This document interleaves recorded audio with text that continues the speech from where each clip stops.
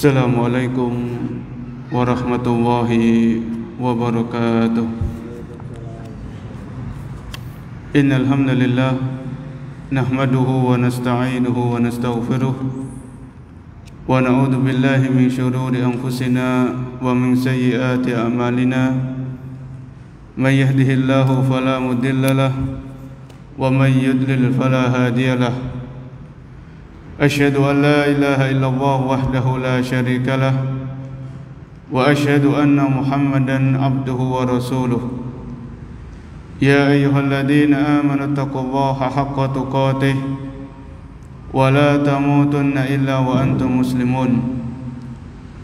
Ya ayyuhan nasu taqu rabbakumul ladzi khalaqakum min nafsin wahidah wa khalaqa minha zawjaha وبث منهما رجالا كثيرا ونساء واتقوا الله الذي تساءلون به والأرحام إن الله كان عليكم رقيبا يا أيها الذين آمنوا اتقوا الله وقولوا قولا سديدا يصلح لكم أعمالكم ويغفر لكم ذنوبكم ومن يطع الله ورسوله فقد فاز فوزا عظيما أما بعد فإن أصدق الحديث كتاب الله وخير الهدى هدى النبي صلى الله عليه وسلم وشر الأمور محدثاتها وكل محدثة بدعة وكل بدعة ضلالة وكل ضلالة في النار. Para hadirin kaum muslimin dan muslimah yang dimuliakan Allah Subhanahu wa taala, alhamdulillah pada sore hari ini kita masih diberikan taufik dan pertolongan oleh Allah untuk melaksanakan salah satu ibadah yang mulia, yaitu talabul ilm, belajar agama. Semoga Allah Subhanahu wa taala menganugerahkan kepada kita ilmu yang bermanfaat dan menjauhkan kita, melindungi kita dari ilmu yang tidak bermanfaat. Para hadirin yang dirahmati Allah Subhanahu wa taala, kembali kita melanjutkan pembahasan dari kitab Matan Abi Syuja yang pada pertemuan terakhir pekan yang lalu kita membahas tentang istinja dan adab-adab buang hajat. Pada pertemuan terakhir kita telah membahas tentang istinja atau membersihkan diri setelah buang air kecil dan buang air besar. Dan kita juga telah membahas tentang adab-adab yang perlu diperhatikan seorang muslim dan muslimah ketika buang hajat. Adapun pertemuan kita sore hari ini, kita melanjutkan pembahasan yang lain, yaitu tentang mandi besar. Hal-hal yang berkaitan dengan mandi besar atau mandi junub atau mandi janabah. Di sini beliau mengatakan, langsung saja kita membaca apa yang disampaikan oleh Al-Imam Abu Syuja rahimahullahu ta'ala.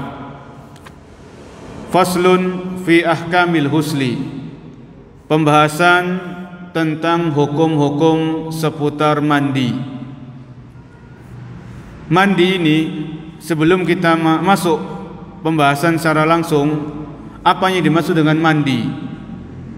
Al-huslu lughatan sayalanul ma'. Mandi itu dari segi bahasa, kalau dalam istilah fikih, dari segi bahasa Arab, mandi itu adalah mengalirkan air. Mengalirkan air di seluruh tubuh kita. Ya, mengalirkan air di seluruh tubuh kita.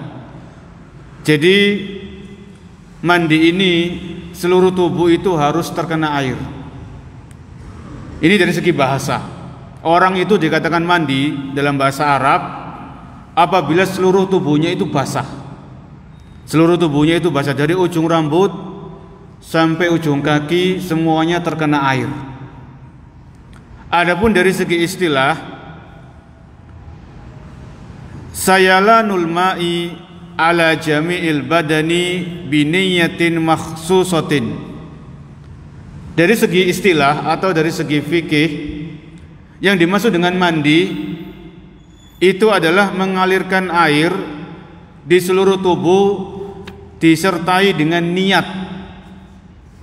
biniyatin makhsusatin, mengalirkan air, mengguyurkan air ke seluruh tubuh disertai dengan niat yang tertentu, disertai dengan niat yang khusus.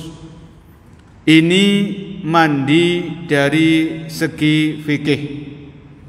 Sehingga para hadirin sekalian, seseorang itu dikatakan mandi yang bernilai ibadah, mandi yang bernilai pahala untuk membersihkan diri dari hadas besar, itu ketika sebelum mandi dia memiliki niat.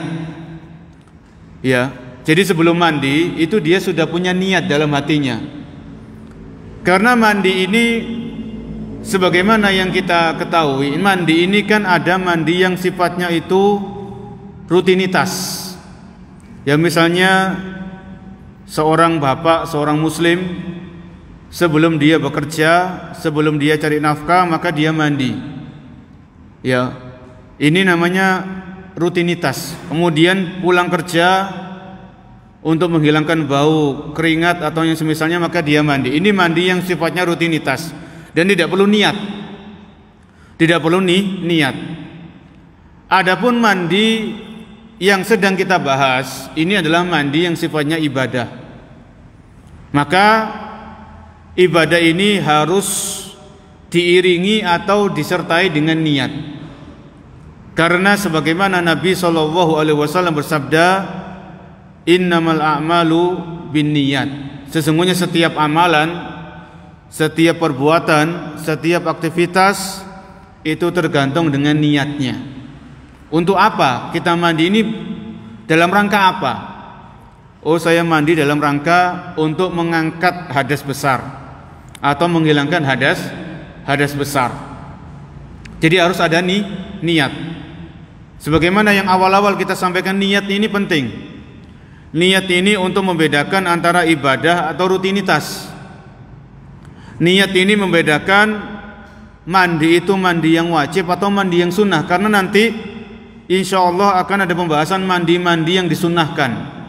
Ada mandi yang hukumnya wajib, fardu ain.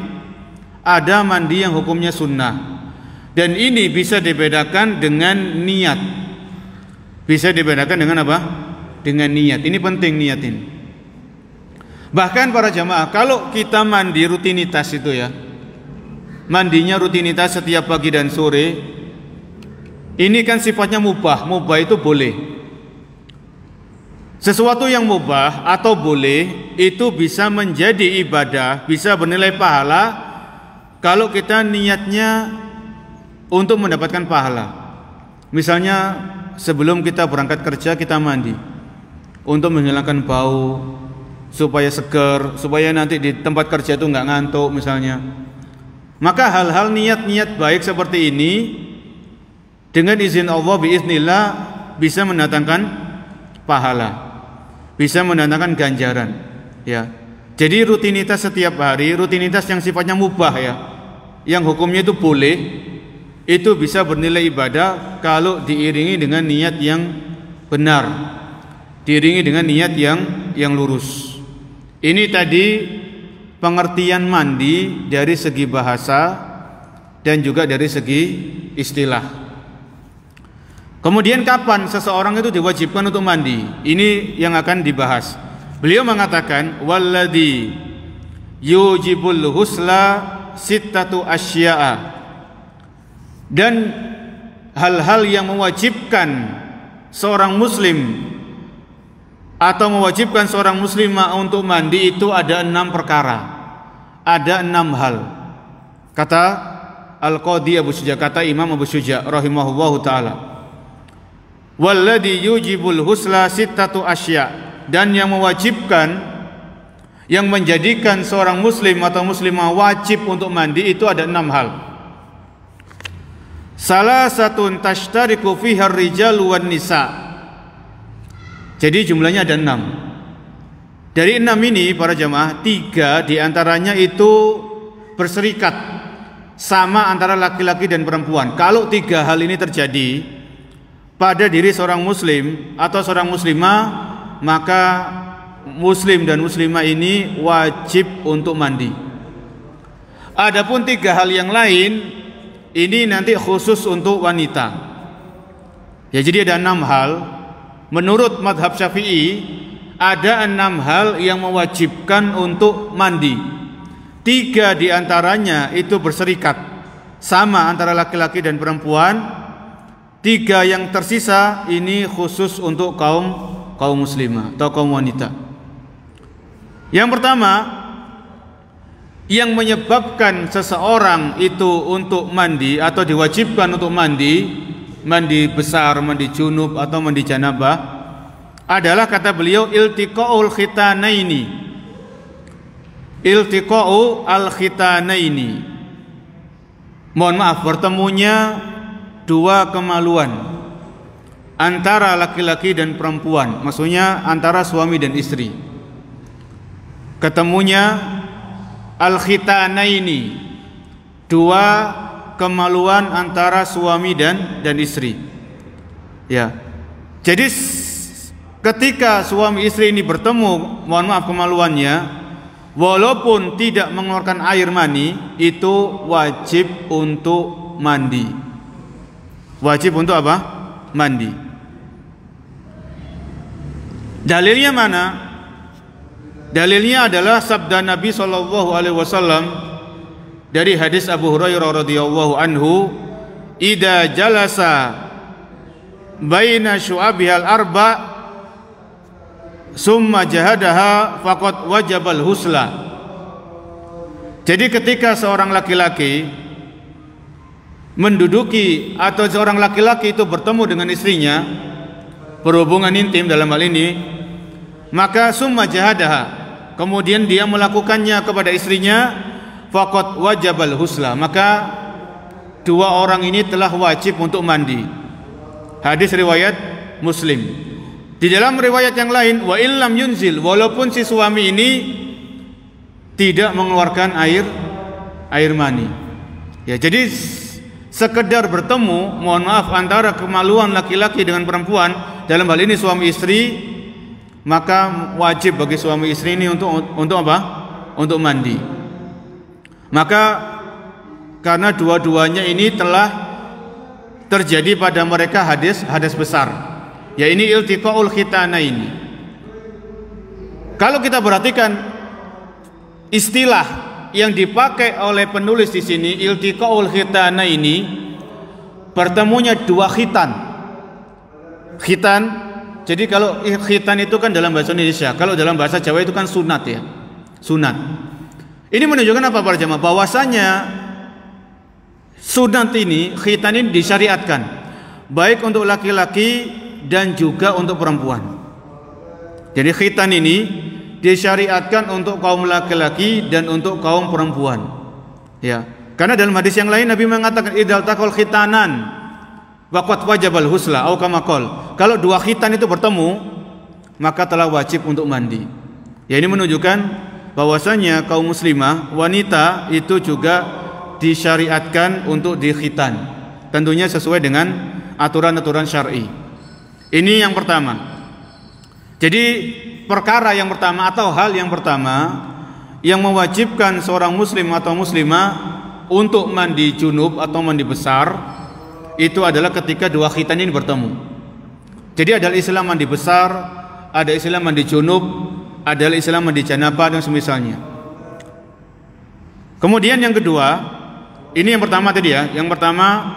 Kemudian yang kedua, di antara hal-hal yang mewajibkan seorang muslim atau seorang muslimah itu mandi, yang kedua kata beliau, wa inzalul maniyyi, wa inzalu al maniyyi, dan keluarnya air mani. Keluarnya air mani.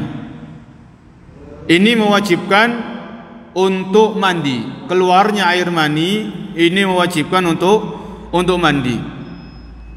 Di sini pensyarah itu maksudnya menjelaskan kitab ini mengatakan wa huwa yakunu minar rajuli wal mar'ati. Jadi keluarnya mani ini, mohon maaf, itu bisa terjadi pada diri seorang laki-laki dan bisa terjadi pada diri seorang wanita. Ya. faqad wajabal, jadi wa huwa yakunu minar rajuli wal mar'ati fil yaqadati awin naumi. Ya. Jadi keluarnya mani ini bisa ketika seseorang itu sadar, bisa juga ketika seorang itu sedang tidur atau bangun tidur. Ini bisa mengeluarkan air mani. Misalnya bagaimana? Misalnya ada anak-anak muda misalnya, contoh ya, dia melakukan onani atau masturbasi, ini diharamkan. Onani atau masturbasi ini diharamkan. Tapi kalau itu dilakukan, pelakunya mendapatkan dosa, itu jelas. Kemudian dia wajib untuk melakukan mandi. Wajib untuk melakukan mandi besar atau mandi junub. Mandi besar atau mandi junub. Istilah mandi junub ini disebutkan oleh Allah dalam Al-Quran. Jadi junub, kata-kata junub ini disebutkan oleh Allah dalam Al-Quran di surat Al-Ma'idah ayat yang ke-6. Surat Al-Ma'idah ayat yang keberapa? Yang ke-6. Allah berfirman, wa in kuntum junuban fatahharu. Kalau kalian dalam keadaan junub, maka fatahharu, maka bersucilah. Bersuci di sini dan maksudnya dalam mandi. Ya, jadi istilah mandi junub itu, junub ini istilah dari Al-Qur'anul Karim. Baik, kembali kepada pembahasan tadi. Hal yang kedua yang mewajibkan seorang muslim atau muslimah itu mandi adalah ketika keluarnya air mani. Wal maniyyu tahirun la yanjus la yunajjisus sauba awil badana wala yanqudul wudu. Dan mani ini memang mani ini mewajibkan seseorang itu untuk mandi. Tapi mani ini suci. Mani ini sesuatu yang suci. Ya, kalau terkena badan, kalau terkena pakaian ini tidak masalah. Karena mani adalah suci. Dalilnya mana? Bahwasannya keluarnya mani itu adalah mewajibkan untuk mandi. Di antaranya hadis Ummu Salamah. Hadis Ummu Salamah radhiyallahu anha yang diriwayatkan oleh Imam Bukhari dan Imam Muslim. Ummu Salamah ini pernah berkata, "Ja'at Ummu Sulaim ila Rasulillah sallallahu alaihi wasallam faqalat." Pernah suatu saat Ummu Sulaim, seorang sahabat wanita, ini datang menemui Nabi sallallahu alaihi wasallam. "Ya Rasulullah, inna Allaha la yastahyi minal haqq." Ya Rasulullah, sesungguhnya Allah tidak malu dari kebenaran. Fahal alal mar'ati min ghuslin idah talamat. Apakah seorang wanita itu juga diwajibkan mandi ketika dia mimpi basah? Ihtalamat. Ihtalama yahtalim itu mimpi basah. Jadi seorang wanita dia bangun dari tidurnya, kemudian dia mendapatkan basah. Kalau itu dia tahu ciri-cirinya mani, maka dia wajib mandi. Ihtalamat. Maka Ummu Sulaim ini bertanya kepada Nabi, "Ya Rasulullah, fahal alal mar'ati min ghuslin idah talamat?" Apakah seorang wanita itu wajib untuk mandi ketika dia mimpi basah? Faqala Rasulullah sallallahu alaihi wasallam, maka Nabi sallallahu alaihi wasallam menjawab, "Na'am." Iya, dia wajib mandi idza ra'atil ma'a. Kalau dia melihat air. Ya, jadi melihat air. Maksudnya air di sini adalah air mani. Wal muradu huna al maniyu. Yang dimaksud air di sini adalah air mani. Jadi seorang wanita muslimah ketika dia bangun tidur, dia mendapatkan air di celananya dan dia tahu ciri-ciri air mani itu bagaimana, maka dia wajib untuk mandi junub, ya, mandi besar. Ini harus dipahami. Kemudian ciri-ciri mani bagaimana? Pernah sudah kita sebutkan di beberapa kesempatan yang lalu tentang ciri-ciri air mani. Ya, ciri-ciri air mani itu yang pertama al-khuruju bisyahwa ma'al futuri wa ba'da istirkha'in. Mani ini biasanya keluar ketika seseorang itu syahwatnya, nafsunya itu bergejolak. Kemudian ar-rahiyatul lati tushbihul ajin. Kemudian baunya itu memiliki bau yang khusus, berbeda dengan cairan-cairan lain yang keluar dari tubuh manusia. Ya, warnanya putih. Al-khuruju bitadafukin amma ma'ul mar'ati fa huwa asfarun raqiq. Ya, keluarnya itu memancar. Mimma in dafiq, dalam Al-Qur'an itu yakhruju mimma in dafiq, keluar dari air yang memancar. Ya. Awa amal mar'ah, adapun maninya seorang wanita, kata beliau di sini, fa huwa asfarun raqiq, berwarna kuning dan itu lembut. Ini kata pensyarah di sini. Jadi para jamaah yang dijadikan patokan itu kita melihat air mani atau tidak. Karena terkadang seseorang misalnya ya, dia tidur di waktu malam. Dia tidur, kemudian dia mimpi yang membuat itu, terkadang mimpi ini membuat seseorang itu keluar mani. Mimpi yang indah. Kemudian setelah dia bangun dari tidur, dia baca doa bangun tidur, kemudian dia ke toilet. Setelah di toilet ternyata tidak ada air yang keluar.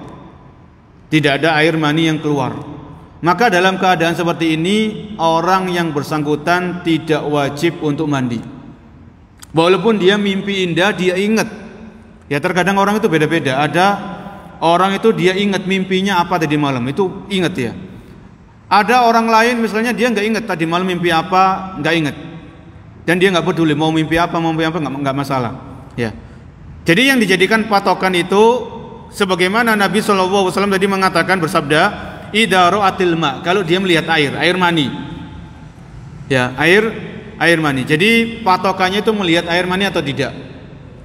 Kalau tidak melihat adanya air mani, maka tidak perlu seorang muslim atau muslimah itu melakukan mandi junub. Jadi patokannya jelas. Jelas. Kemudian setelah bangun tidur masuk ke kamar mandi, ternyata ada cairan. Tapi bukan mani, tapi madhi. Madhi ini agak encer biasanya. Madhi ini agak encer. Keluarnya itu tanpa disertai syahwat. Ya. Kalau yang keluar itu madhi, maka tidak wajib mandi. Hanya dia wajib untuk berwudu dan dia ganti pakaian, karena madhi ini najis. Madhi itu najis. Ya, ini harus diperhatikan supaya kita tidak was-was, kita tidak ragu, kita perlu bisa membedakan antara mani dan madhi ya. Ini yang kedua. Di antara hal-hal yang mewajibkan mandi junub, setelah yang pertama bertemunya dua khitan, yang kedua adalah wa inzalul mani, keluarnya air mani. Kemudian yang ketiga, Al-Imam Abu Syuja' rahimahullahu ta'ala mengatakan, yang ketiga yang mewajibkan seseorang itu mandi, wal mautu, dan kematian. Kematian maksudnya, kalau ada seorang muslim atau seorang muslimah meninggal dunia, maka orang yang masih hidup itu wajib untuk memandikan saudaranya yang telah meninggal dunia.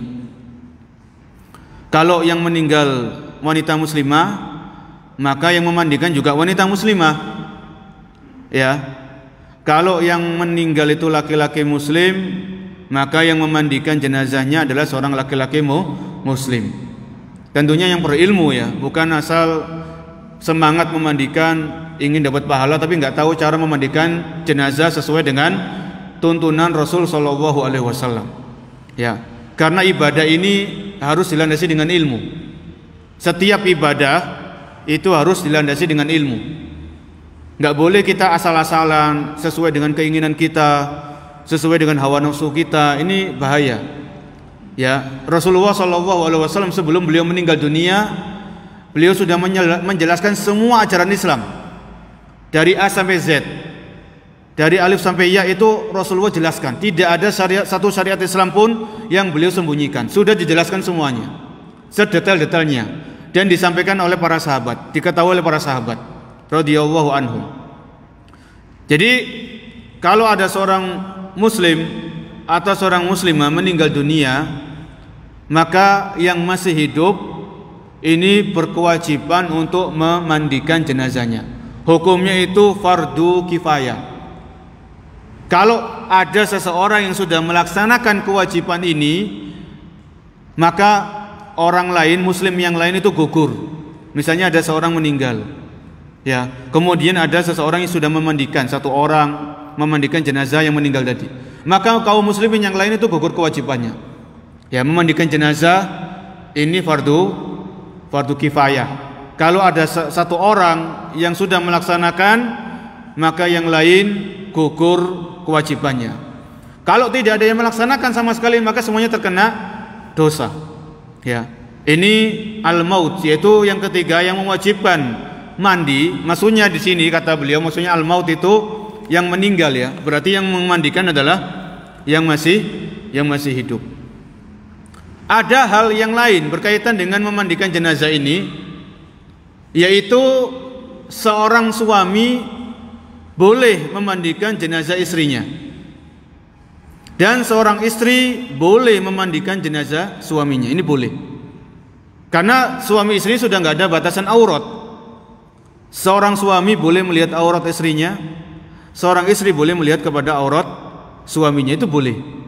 Ya, ini pengkhususan.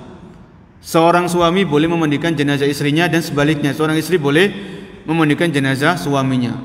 Mungkin dalam masyarakat tertentu itu belum dilaksanakan. Ya, nggak apa-apa, kita ikut yang ada di masyarakat. Kalau yang meninggal laki-laki, ya yang memandikan laki-laki.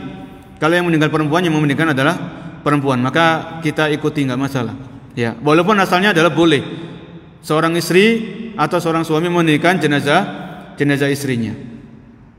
Maka terkadang mungkin ada seseorang atau orang-orang tertentu ketika dia mandi, maka dia ingat nanti saya akan dimandikan. Saya akan dimandikan. Kita sekarang bisa mandi sendiri.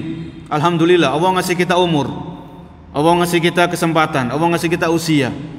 Tapi ingat, suatu saat nanti akan tiba masanya jenazah kita akan dimandikan oleh saudara kita. Ya, jenazah kita akan dimandikan oleh saudara kita. Maka persiapkan dengan baik sebelum masa itu tiba, sebelum hari itu datang, yaitu hari kematian. Maka perbanyak amal soleh, perbaiki kualitas amal ibadah kita, perbaiki keikhlasan kita dalam beribadah, sesuaikan ibadah kita dengan contoh dan tuntunan dari Rasul alaihi salatu wassalam. Ini hal yang ketiga yang berkaitan tentang kewajiban untuk mandi atau memandikan. Kalau ada seorang muslim meninggal, maka jenazahnya dimandikan. Kemudian beliau melanjutkan, Al-Imam Abu Syuja melanjutkan, wa salasatun takhtassu bihan nisa. Kalau tadi tiga hal ini itu berserikat, laki-laki sama perempuan, muslim-muslimah itu wajib mandi kalau bertemu dua khitan, yang kedua kalau mengeluarkan mani, yang ketiga kalau muslim atau muslimah ini meninggal, maka dia dimandikan oleh saudaranya. Adapun 4, 5 dan 6 ini khusus untuk kaum wanita. Kata beliau, wahiyya al-haid. Yang keempat yang mewajibkan untuk mandi khusus wanita muslimah adalah setelah selesainya darah haid, setelah selesainya masa haid. Ini yang keempat, ini khusus untuk wanita muslimah. Di dalam Al-Quran, Allah Subhanahu wa Ta'ala berfirman dalam surat Al-Baqarah ayat 222. Al-Baqarah ayat 222, fa'tazilun nisaa fil mahid. Maka jauhilah istri-istri kalian ketika mereka sedang haid.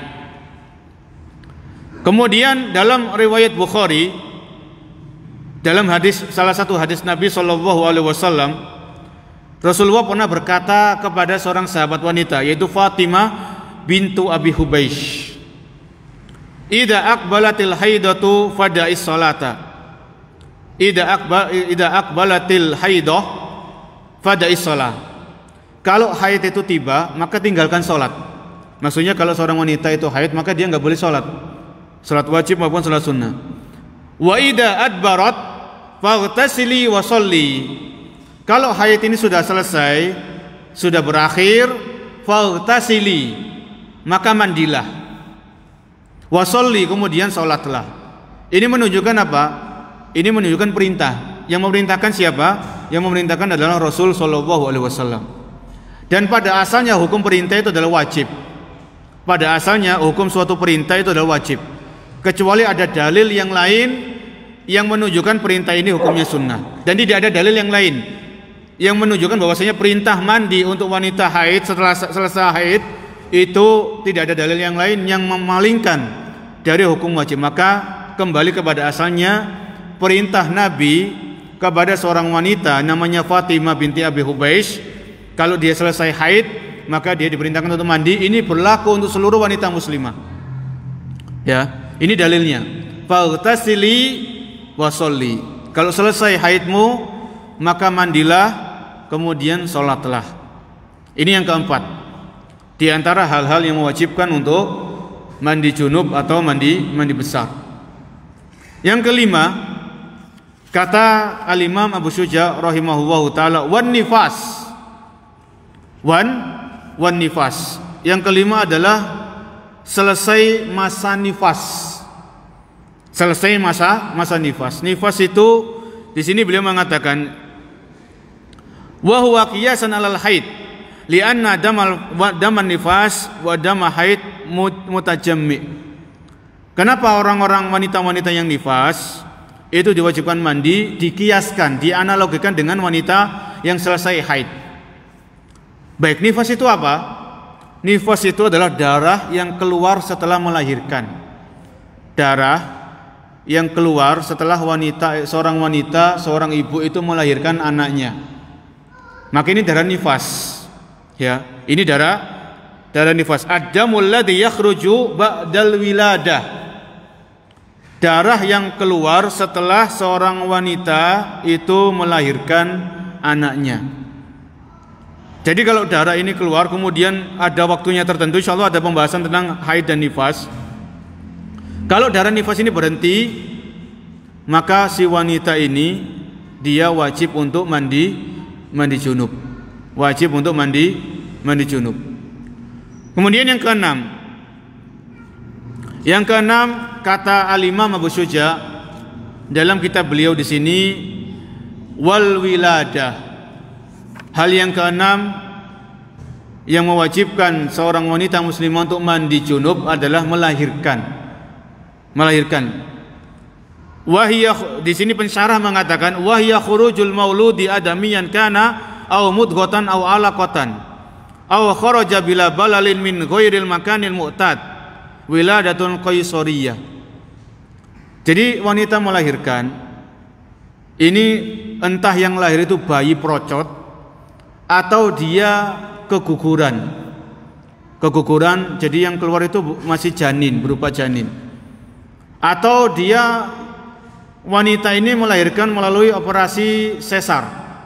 Menurut mazhab Syafi'i, sebagaimana yang disampaikan oleh Al-Imam Abu Syuja, menurut mazhab Syafi'i maka wanita ini wajib untuk mandi. Kalau nggak mampu mandi maka digantikan dengan tayamum.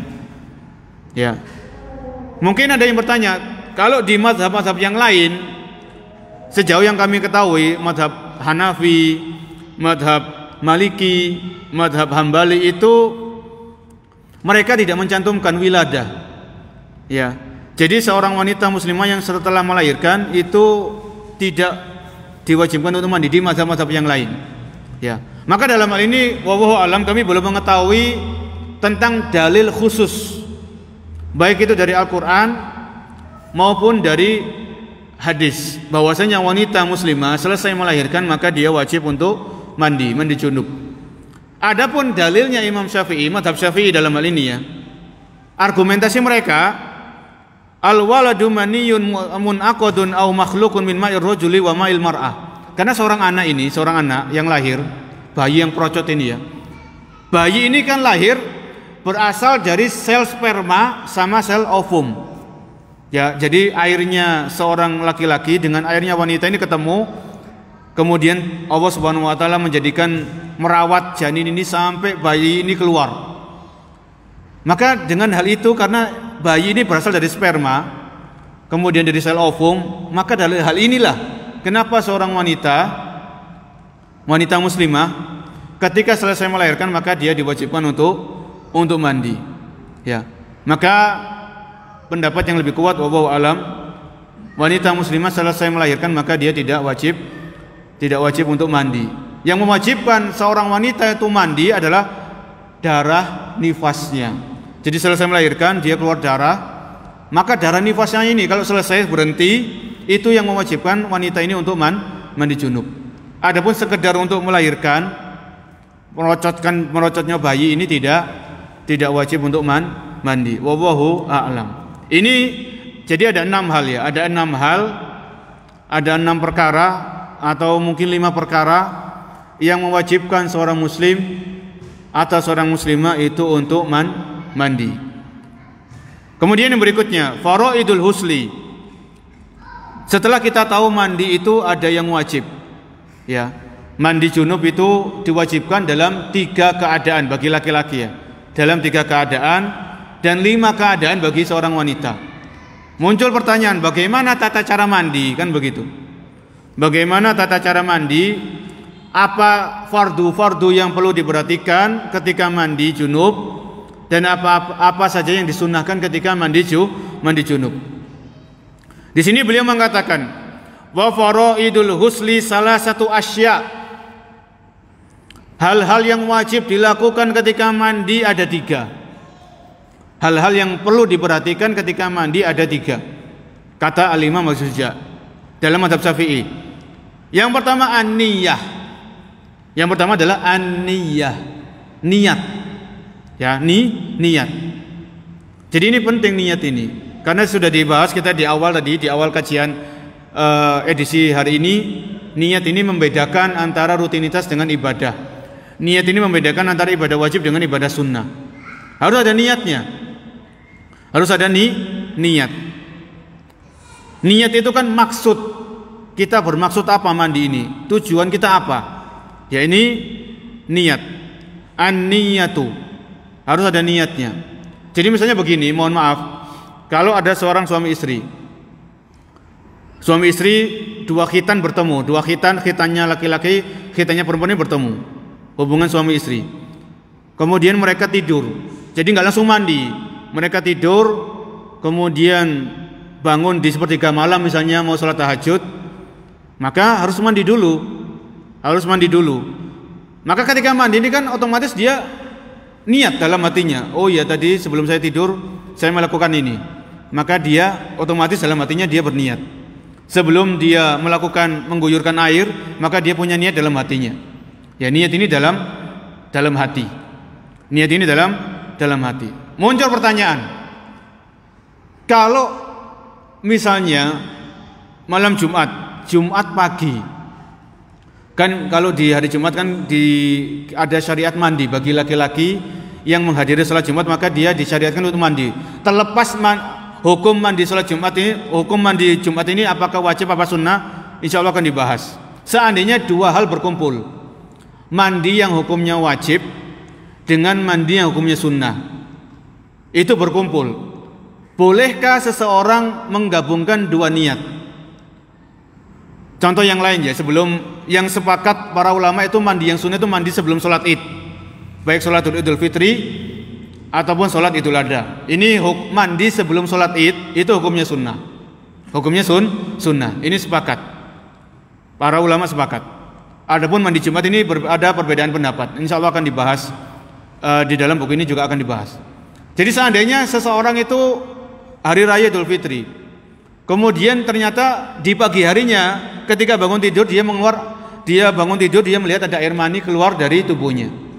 Maka daripada nanti saya repot-repot mandi 2 kali, saya gabungkan. Jadi niatnya ada 2. Mandi junub untuk mengangkat hadas besar dan mandi untuk sholat id.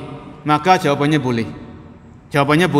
Tentunya yang diutamakan niat yang inti, yang paling penting, yang paling urgen adalah niat untuk mengangkat hadas besar karena keluarnya air mani tadi setelah kita bangun tidur. Ya, ini masalah niat. Masalah niat ini boleh menggabungkan 2 niat selama ada perbedaan, yang satu wajib, yang satu sunnah, maka bisa digabungkan.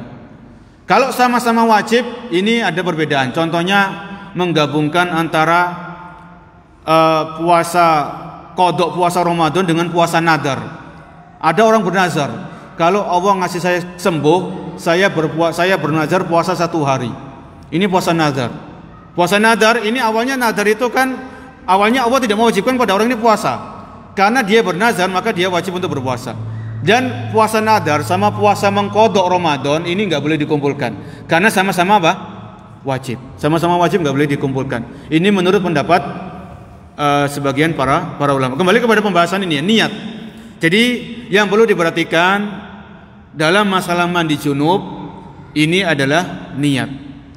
Karena niat ini nanti kalau kita niat melaksanakan perintah Allah Subhanahu wa taala dalam Al-Maidah ayat 6, wa in kuntum junuban fatahharu. Maka ketika kita mandi kuyur-kuyur, ya kalau pakai gayung, jebor gitu ya. Kalau pakai shower ya tinggal nyalakan showernya, maka mandi ini kita dinilai pahala. Kita mendapatkan ganjaran dari Allah Subhanahu wa taala. Karena ketika mandi kita melaksanakan perintah dari Allah Subhanahu wa taala. Kemudian yang kedua yang perlu diperhatikan termasuk fardu kewajiban ketika mandi, wa izalatun najasah in kanat ala badanihi, membersihkan najis. Jadi misalnya kalau dalam tubuh kita ada najisnya, dibersihkan dulu. Sebelum diguyur maka dibersihkan dulu. Ya, ini harus kita cek.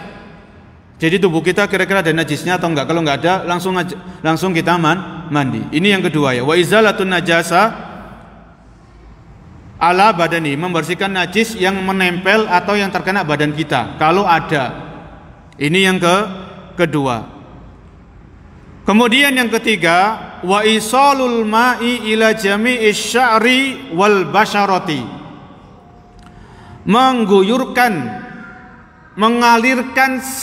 Mengalirkan air ke seluruh tubuh kita.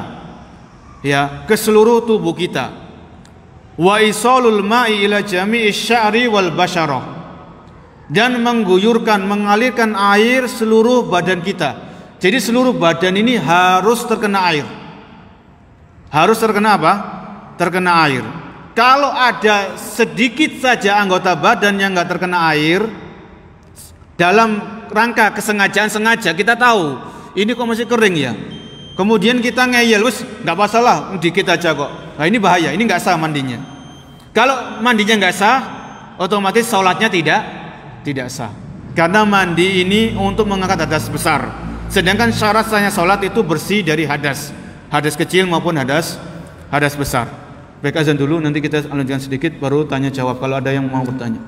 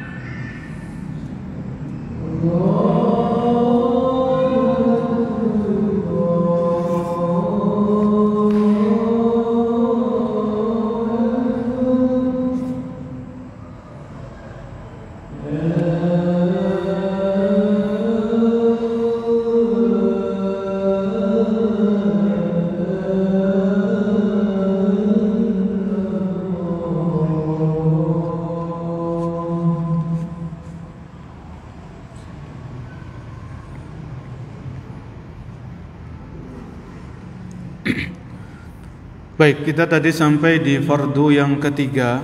Di antara fardu-fardu ketika mandi junub, kata al-Imam Abu Syuja, wa isalul ma'i ila jami'i sya'ri wal basyara, yaitu mengalirkan air ke seluruh anggota tubuh.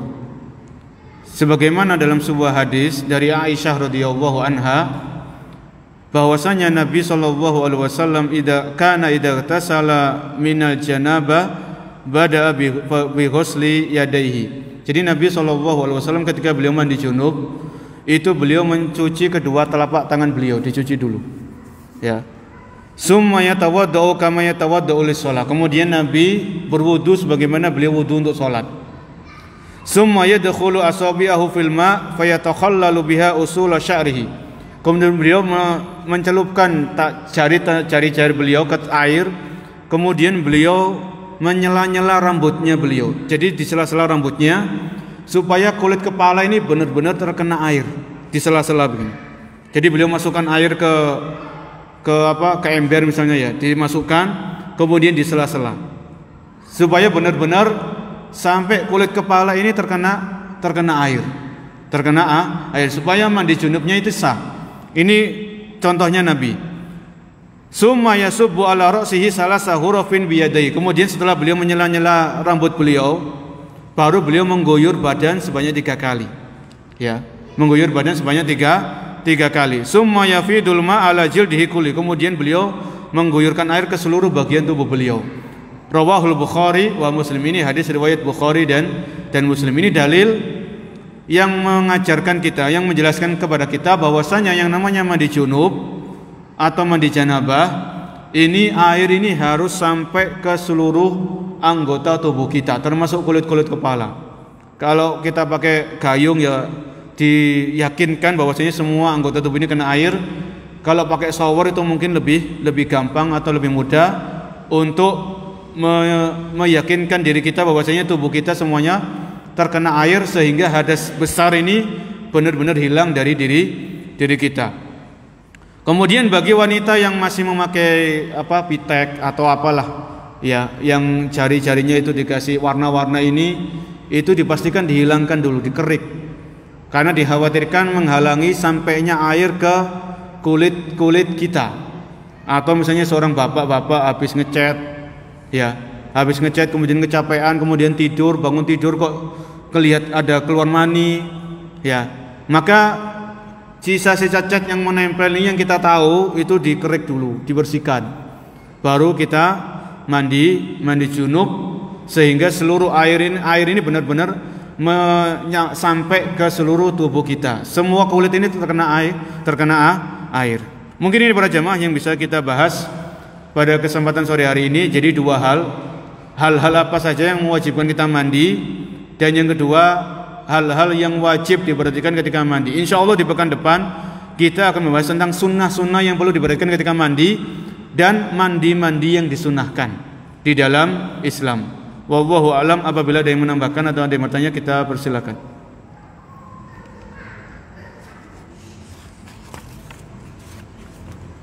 Di sini ada pertanyaan dari akhwat ya. Ahsanallahu ilaikum ya Ustaz, kaifa mujibul husli, kaifiyatu mujibul husli. Jadi bagaimana cara, yang saya pahami dari ini pertanyaan bahasa Arab, kemungkinan yang bersangkutan sudah belajar bahasa Arab. Kaifiyatu mujibul husli, bagaimana tata cara mandi besar. Tata cara mandi besar tadi sebagaimana yang sudah dibahas oleh Aisyah dalam hadis riwayat Aisyah, Nabi SAW kalau beliau mandi besar itu beliau sebelum beliau mengguyurkan air ke seluruh badan, beliau mencuci kedua telapak tangan, dicuci dulu. Kemudian beliau wudu. Ya, wudu sebagaimana wudu untuk sholat. Selesai wudu, itu rambutnya dikuncit atau itu dilepaskan dulu kuncitnya, atau dikepang atau apalah, itu dilepaskan dulu. Kemudian menyampaikan air di kulit kepalanya. Setelah kulit kepala ini kira-kira sudah basah, terkena air, baru dia mengguyurkan air ke seluruh tubuhnya. Itu tata cara mandi yang dicontohkan oleh Rasul SAW sebagaimana riwayat Aisyah radhiyallahu anha. Jadi Aisyah ini istrinya Nabi. Jadi beliau tahu bagaimana Nabi itu mandi junub. Kemudian di sini beliau bertanya, ayu kitabin taqra, litubayyana. Jadi buku apa yang sedang dibahas? Buku yang kita bahas ini adalah Matan Abi Syuja. Ya, jadi fikih dalam mazhab Syafi'i, yang dimana Abu Syuja ini sebagaimana yang di awal beliau mengajarkan mazhab Syafi'i selama 40 tahun. Dan beliau mengarang buku ini karena beliau diminta. Ada salah seorang sahabat atau seorang penuntut ilmu minta kepada beliau, coba karangkan kitab yang di situ membahas tentang fikih yang cara ringkas. Jadi matan ini ringkas. Jadi kita tambahkan faedah-faedah dari buku-buku yang lain. Wallahu alam. Saya kira cukup ya. Kalau tidak ada bertanya, saya kira cukup. Baik. Oh, ada yang bertanya.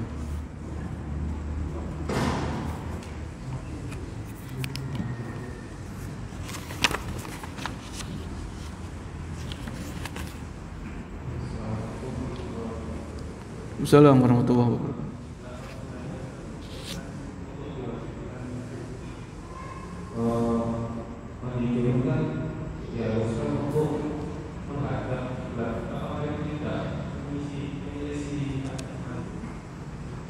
Kalau wudu kenapa? Dibilang